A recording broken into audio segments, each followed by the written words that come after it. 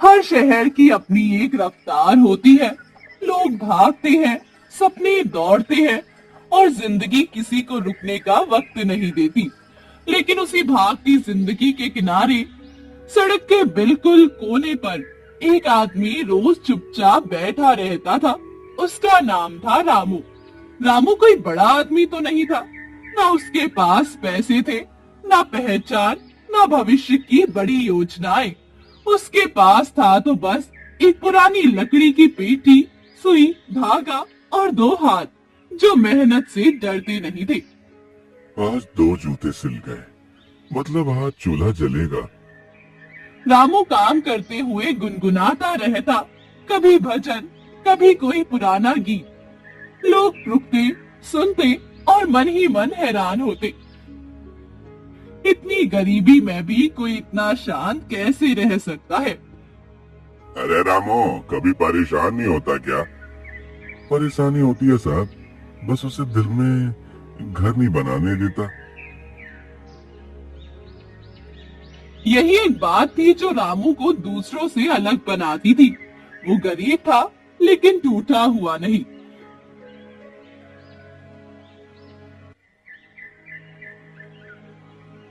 रामू का एक दोस्त था, भीखू। भीखू रोज मजदूरी करता था और जिंदगी को ज्यादा सख्त नजर से देखता था। एक दोपहर जब काम थोड़ा धीमा था, भीखू पास आकर बैठ गया। रामो, तू हमेशा इतना संतोष में क्यों रहता है? थोड़ा आगे का सोच, बुढ़ापे में क्या करेगा? रामू ने सुई रोकी, जूता एक तरफ रखा और भीखू की तरफ देखा। भीखू, आगे का सोचते सोचते आज को मत खो देना। आज ठीक है तो जिंदगी ठीक है। भीखू चुप हो गया। उसके पास सवाल थे, लेकिन जवाब नहीं। उसी शहर में इसी वक्त एक और इंसान जाग रहा था, लेकिन उसकी नींद अलग वजह से टूटी हुई थी। राजमहल की मोटी दीवारों के भीतर रेशमी बिस्तर पर राजा विक्रम सिंह करवटें बदल रहा था। इतना सब कुछ है मेरे पास, फिर भी दिल को सुकून क्यों नहीं है? राजा विक्रम सिंह, जिसके नाम से लोग डरते थे, जिसके इशारे पर फैसले होते थे। सोना, सेना, सत्ता, सब कुछ उसके पास था, लेकिन नींद वो नहीं थी। लोग कहते हैं राजा होना सौभाग्य है, तो फिर ये खालीपन क्यों?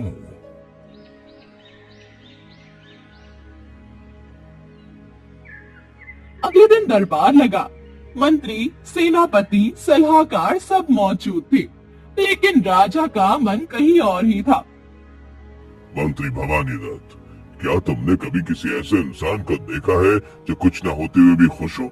महाराज, खुशी अक्सर अज्ञान में होती है। राजा ने ये सुना, लेकिन स्वीकार नहीं किया। उसी शाम राजमहल के गुप्तचर कालू ने एक छोटी सी बात कही। महाराज, शहर में एक मोची है, बहुत गरीब लेकिन हमेशा खुश रहता है। राजा की आंखों में पहली बार जिज्ञासा चमकी। गरीब और खुश, दिलचस्प है। राजा विक्रम सिंह की बेचैनी अब जिज्ञासा में बदल चुकी थी। वो बार बार उसी बात के बारे में सोच रहा था। गरीब होकर भी कोई खुश कैसे रह सकता है? ये सवाल उसके मन में दिन रात गूंजने लगा था। राजा ने किसी को कुछ बताए बिना साधारण कपड़े पहनने का फैसला किया। ना राजसी पोशाक, ना अंगरक्षक, ना पहचान। बस एक आम आदमी की तरह वो शहर की गलियों में निकल पड़ा। शाम का वक्त था, बाजार में हलचल थी। दुकानदार आवाजें लगा रहे थे, लोग सौदेबाजी कर रहे थे। और उसी शोर के बीच एक कोने में वही मोची बैठा था, रामू। रामू रोज की तरह अपने काम में डूबा हुआ था। सुई ऊपर नीचे चल रही थी और होठों पर हल्की सी धुन। जो मिला है उसी में खुश रहना सीख। राजा कुछ देर खड़ा होकर उसे देखता रहा। वो हैरान था। इतनी साधारण जिंदगी, इतना साधारण काम, फिर भी चेहरे पर इतना संतोष। राजा धीरे धीरे रामू के पास आया और एक फटा जूता उसके सामने रख दिया। भाई, ये जूता ठीक हो जाएगा क्या? रामू ने सिर उठाकर देखा। उसे क्या पता था कि सामने खड़ा आदमी पूरे राज्य का राजा है। हो जाएगा साहब, थोड़ा वक्त लगेगा, लेकिन मजबूत सिलाई होगी। राजा पास ही बैठ गया। वो बातचीत शुरू करना चाहता था, लेकिन सही शब्द ढूंढ रहा था। तुम रोज यहाँ बैठते हो? हाँ साहब, ये मेरी दुकान है, यही मेरा संसार है। राजा ने चारों तरफ देखा। कोई सुरक्षा नहीं, कोई सहारा नहीं, फिर भी डर नहीं। कभी लगता नहीं कि जिंदगी ने तुम्हारे साथ नाइंसाफी की है? रामू ने सुई रोक दी। पहली बार उसकी आंखों में गहराई आई। नाइंसाफी तब लगती साहब जब उम्मीद ज्यादा हो। मैंने जिंदगी से जितनी उम्मीद रखी उतना ही पाया है। राजा चुप हो गया। ये जवाब उसने कभी नहीं सुना था। कुछ पल की खामोशी के बाद राजा ने फिर से पूछा, अगर तुम्हें अचानक बहुत सारा पैसा मिल जाए तो क्या करोगे भाई? रामू हल्का सा हंसा। डर जाऊंगा। डर? तो खुश नहीं होंगे साहब? पैसे के साथ डर भी आता है ना, खोने का डर, बदल जाने का डर, अपनों से दूर जाने का डर। राजा की धड़कन एक पल के लिए तेज हो गई। वो वही डर था जो वो खुद महसूस करता था, लेकिन कभी शब्दों में कह नहीं पाया था। जूता सिलकर रामू ने राजा की तरफ बढ़ा दिया। लो साहब, काम हो गया। राजा ने पैसे दिए, लेकिन मन कहीं और था। वो उठते हुए एक आखिरी सवाल पूछ बैठा, तुम्हें सबसे ज्यादा खुशी कब मिलती है? रामू ने आसमान की तरफ देखा और फिर मुस्कुराकर बोला, जब रात को बिना किसी डर के नींद आती है साहब। राजा वहां से चला गया।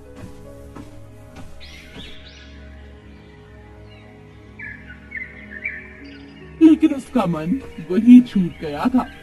उसे पहली बार एहसास हुआ कि जिसके पास नींद नहीं है वही असली अमीर है।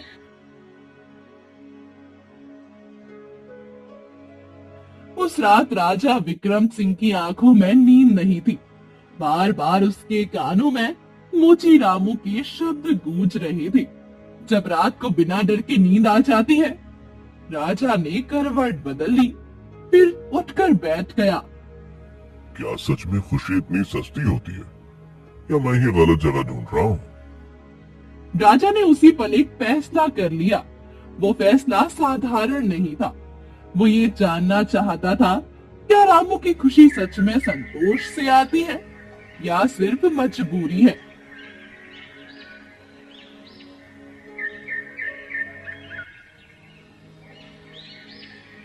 अगली सुबह राजा ने अपने मंत्री भवानी दत्त को बुलाया। मंत्री, आज एक काम करना, बिना किसी को बताए। आदेश दीजिए महाराज। शहर के उस मोची के घर एक भारी थैली रखवा दो सोने की। मंत्री एक पल को रुका। वो राजा को अच्छे से जानता था। महाराज, धन हर इंसान को बदल देता है। मैं वही देखना चाहता हूँ।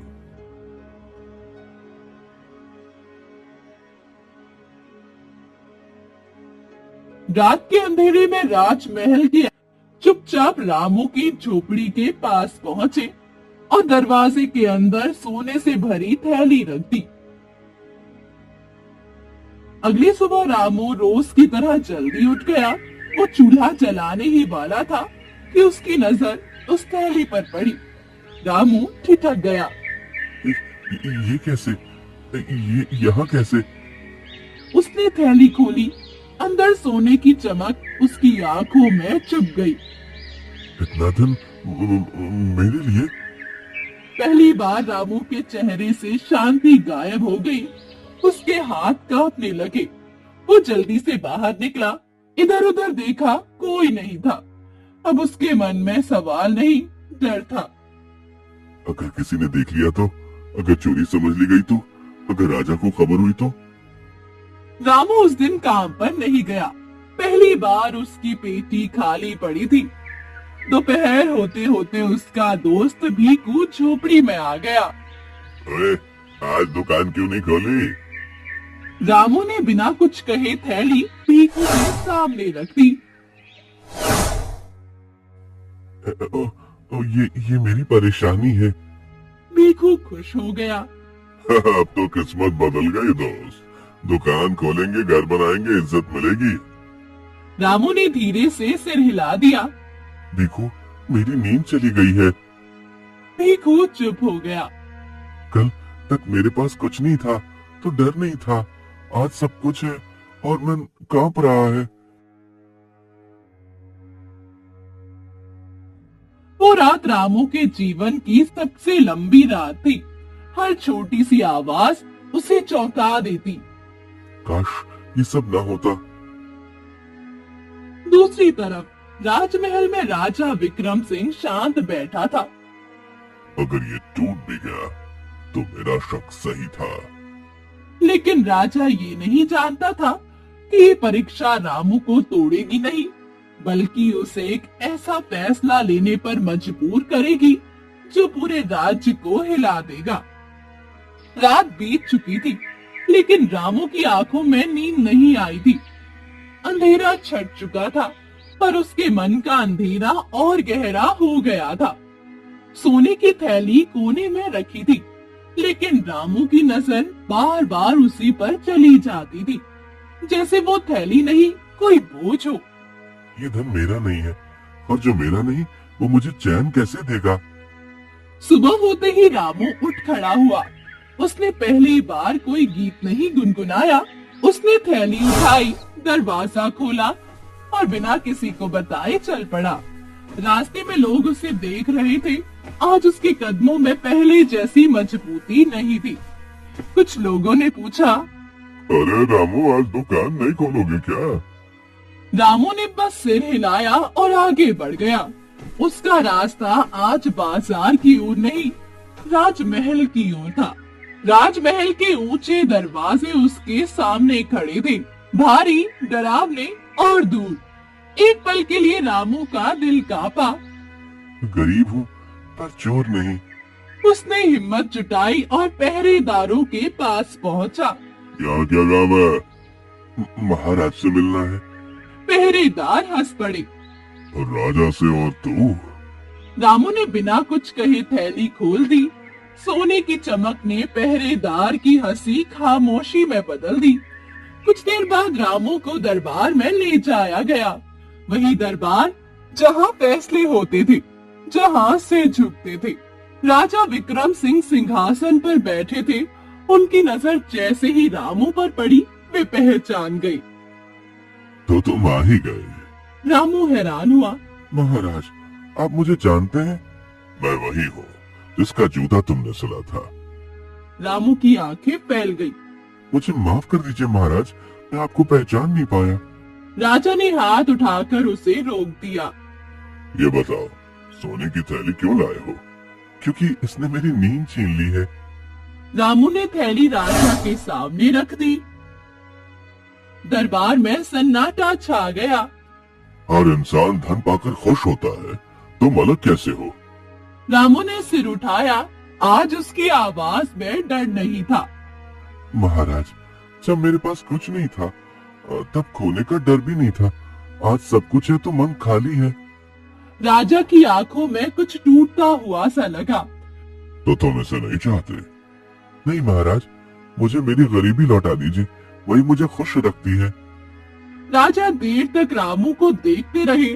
उस दिन दरबार में किसी कानून का फैसला नहीं हुआ, लेकिन एक राजा के अंदर कुछ बदल गया। रामू दरबार से चला गया, लेकिन उसकी बातें राजा विक्रम सिंह के मन में तूफान बनकर रह गई। सिंहासन वही था, दरबार वही था, पर राजा पहले जैसा नहीं रहा। अगर एक गरीब मेरे दिए धन को ठुकरा सकता है, तो मेरी पूरी सोच ही गलत है। दरबार खत्म होने के बाद राजा ने किसी को नहीं बुलाया। वो अकेला बैठा रहा, लेकिन दरबार में मौजूद हर कोई चुप नहीं था। मंत्री भवानी दत्त और साहूकार लालचंद एक दूसरे की तरफ देखने लगे। दोनों समझ चुके थे ये मोची सिर्फ एक गरीब आदमी नहीं रहा। महाराज का झुकाव अब उस मोची की तरफ हो रहा है, और अगर राजा संतोष की बातें करने लगा तो हमारा खेल खत्म। लालचंद के चेहरे पर हल्की सी मुस्कान आई। तो फिर उस मोची को गलत साबित करना पड़ेगा। इधर रामू अपने पुराने रास्ते से घर लौट आया था। उसके हाथ खाली थे, लेकिन मन पहले से हल्का था। आज फिर नींद आएगी। लेकिन रामू नहीं जानता था कि उसकी सच्चाई कुछ लोगों के लिए सबसे बड़ा खतरा बन चुकी है। अगली सुबह बाजार में अफवाह फैलनी शुरू हो गई। सुना है मोची रामू राजा के खजाने पर नजर रखे था। कहते हैं राजमहल से सोना उसी के पास पहुंचा था। रामू जब अपनी पेटी लेकर काम पर बैठा तो लोगों की नजरें बदली हुई थी। रामू, सुना है तू बड़ा आदमी बन गया है रे। रामू ने सिर उठाया। वो समझ गया कुछ गलत चल रहा है। बड़ा आदमी बनने का शौक नहीं मुझे। पीकू भागता हुआ आया। रामू, शहर में तेरे खिलाफ बातें हो रही हैं। रामू चुप रहा। वो जानता था सच बोलने की यही कीमत होती है। उसी शाम राजमहल में गुप्त बैठक हुई। महाराज, लोग सवाल पूछने लगे हैं। एक गरीब को इतनी अहमियत देना राज सत्ता के लिए ठीक नहीं। राजा ने मंत्री को देखा। आज उसकी आंखों में पहली बार शक था। या शायद सच से डर लगने लगा है। मंत्री चुप हो गया। रामू को बदनाम करने की साजिश शुरू हो चुकी थी। अफवाहें हवा की तरह होती है। उन्हें ना शक्लें चाहिए ना सबूत, बस एक कान से दूसरे कान तक पहुंचने का रास्ता। बहुत जल्दी बन गया। बाजार में बैठा रामू जूता सिल रहा था, लेकिन आज सुई के साथ साथ नजरें भी उसे चुभ रही थी। ये वही मोची है जिसके पास राजा का सोना पहुंचा था।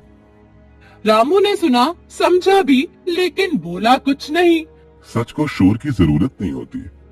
तभी अचानक दो सिपाही आए और उसके सामने खड़े हो गए। रामू, तुम्हें दरबार में बुलाया गया है। पीकू घबरा गया। क्यों? इसने क्या किया है? ये दरबार तय करेगा। रामू उठा। उसने पेटी बंद की। कोई डर नहीं, कोई गुस्सा नहीं, बस एक गहरी सांस। पेटी संभाल लेना, सच देर से सही लौट आता है। दरबार भरा हुआ था। आज वहाँ उत्सुकता थी, न्याय के लिए नहीं, तमाशे के लिए। राजा विक्रम सिंह सिंहासन पर बैठे थे, लेकिन उनके चेहरे पर पहले जैसा कठोरपन नहीं था। महाराज, इस मोची पर आरोप है कि इसने राजकोष से सोना चुराने की कोशिश की है। दरबार में शोर मच गया। हमने कहा था गरीब पर भरोसा नहीं करिए। रामू, क्या कहना है तुम्हारा? रामू ने सिर उठाया। उसकी आंखों में डर नहीं था, न गुस्सा। महाराज, अगर मैं दोषी हूँ तो सजा मिलनी चाहिए, लेकिन अगर निर्दोष हूँ तो सच को दबाया नहीं जाना चाहिए। मंत्री ने तुरंत बात काटी। सच सच वही होता है जो सबूत दिखाए। तभी लालचंद आगे बढ़ा। महाराज, मैंने अपनी आंखों से इसे सोने की थैली के साथ देखा था। रामू ने लालचंद को देखा। पहली बार उसकी आंखों में दुख था। सेठ जी, आपने देखा होगा, लेकिन पूरा सच नहीं। राजा चुप थे। वो समझ चुके थे ये सिर्फ एक आरोप नहीं, एक परीक्षा है। रामू, अगर तुम सच बोल रहे हो तो तुम्हें डर क्यों नहीं? क्योंकि महाराज, मैंने कभी गलत को अपना नहीं बनाया। दरबार में सन्नाटा था। ऐसा सन्नाटा जिसमें सांसों की आवाज भी भारी लगने लगती है। राजा विक्रम सिंह सिंहासन पर बैठे थे, लेकिन आज वो सिर्फ राजा नहीं थे, आज वो एक इंसान भी थे। इस दरबार में आज फैसला कानून नहीं करेगा, आज फैसला सच करेगा। मंत्री भवानी दत्त का चेहरा एक पल के लिए सख्त हो गया। लालचंद ने नजरें झुका ली। महाराज, सच की जांच जरूरी है, भावनाओं से न्याय नहीं होता। राजा ने मंत्री की ओर देखा। आज पहली बार उस नजर में डर नहीं, समझ थी। और सत्ता से सच को दबा देना कब से न्याय बन गया? दरबार में खड़े लोग एक दूसरे की तरफ देखने लगे। हवा का रुख बदलने लगा था। राजा ने सिपाहियों को इशारा किया, उस थैली को यहाँ लाया जाए। सोने की वही थैली दरबार के बीच रखी गई। चमक वही थी, लेकिन अब वो चमक डर पैदा कर रही थी। बताओ, ये थैली तुम्हारे पास कैसे पहुंची? रामू ने गहरी सांस ली। आज वो सिर्फ अपनी नहीं, सच की बात कर रहा था। महाराज, ये थैली मेरे पास घर रखी गई थी। मैंने इसे मांगा नहीं, इसलिए लौटा दी। राजा ने नजर उठाई। और जिसने रखी वो कौन था? दरबार की नजरें मंत्री की ओर चली गई। महाराज, ये सब राज के आदेश पर हुआ था। एक पल की चुप्पी। हाँ, मेरे आदेश पर। पूरा दरबार हैरान रह गया। ये मेरी परीक्षा थी, मोची की नहीं। लालचंद का चेहरा पीला पड़ गया। सेठ जी, आपने कहा आपने चोरी देखी। महाराज, मैंने सुना था।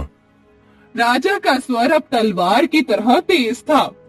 सुनी हुई बात पर किसी को चोर कहना अपराध है। राजा सिंहासन से उठ खड़े हुए। रामू निर्दोष है और जिसने उसे बदनाम किया वो दोषी है। दरबार में खलबली मच गई। एक मोची और सच के साथ राजा। राजा ने रामू की ओर देखा। रामू, तुम्हें दंड नहीं, सम्मान मिलेगा। महाराज, सम्मान नहीं चाहिए, बस वही जिंदगी चाहिए जो मुझे चैन दे। राजा मुस्कुराया। ये मुस्कान सत्ता की नहीं थी, समझ की थी।